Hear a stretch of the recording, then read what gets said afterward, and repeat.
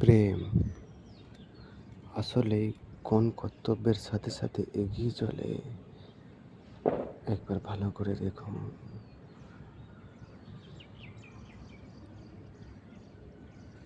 এই শান্তি পাবার জন্যই মানুষ অন্যের ওপরে প্রত্যাশা করে এগিয়ে চলে। আসলে নিজের কর্তব্যতেই এটি মজুদ হয়ে এগিয়ে চলেছে। তুমি তোমার কর্তব্য অনুসারে সঠিক বিচার ধারণা করে না এগিয়ে চললে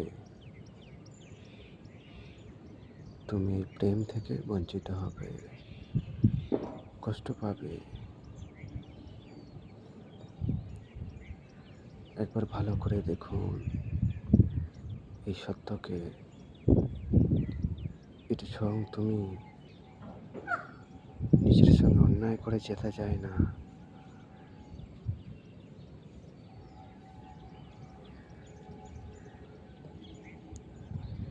মানুষ নিজের স্বামীর প্রতি, নিজের স্ত্রীর প্রতি, বাচ্চাদের প্রতি বা অন্য কোনো সদস্যদের প্রতি যে আশা করে মানুষ এগিয়ে চলে, এই ভালোবাসার মর্যাদা পাবো আমি।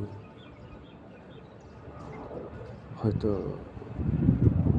অন্য কেউ চেষ্টা করে তোমার ভালোবাসার মর্যাদা দেওয়ার, এই সিস্টেমের অভাবে তা পারে না।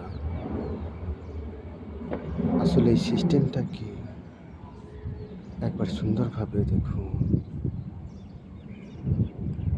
আমরাই আমাদের ভবিষ্যৎ। এই যে সিস্টেমটা যদি সংসারে জারি হয়, তুমি একটু আধটু ভুল করলেও মানুষ তোমাকে ঠিক লাইনে নিয়ে চলে আসবে। আর যে সিস্টেমের মধ্যে দিয়ে আমরা এগিয়ে চলেছি,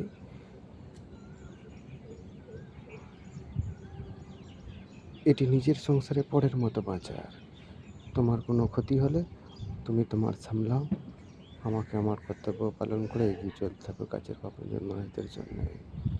এটি একটি পরপর ব্যবধান। আর ওই সিস্টেমটার মধ্যে এটি নেই।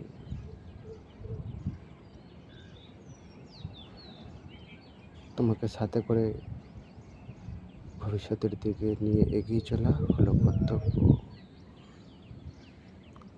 ওটি হলো শান্তিপ্রিয় বিকাশের ভাগের সিস্টেম, নারী শক্তি ভাগের সিস্টেম। সৃষ্টির স্বয়ং বিকাশ, সৃষ্টিতে হার ভাগ হলো বিকাশ, আর শান্তির প্রিয় বিকাশ। ভালো করে বিচার ধারণা করবেন।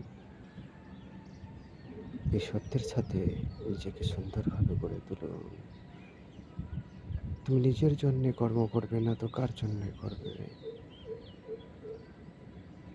তোমার চাপ আর ভালো মন্দ যাবতীয় সারা সংসার জড়িয়ে রয়েছে। তুমি নিজেকে সুন্দর করে নিয়ে এগিয়ে চলো, তোমার কর্মফল তুমি স্বয়ং এবং অন্যেরাও পাবে। জাগো, নিউ লাইফ।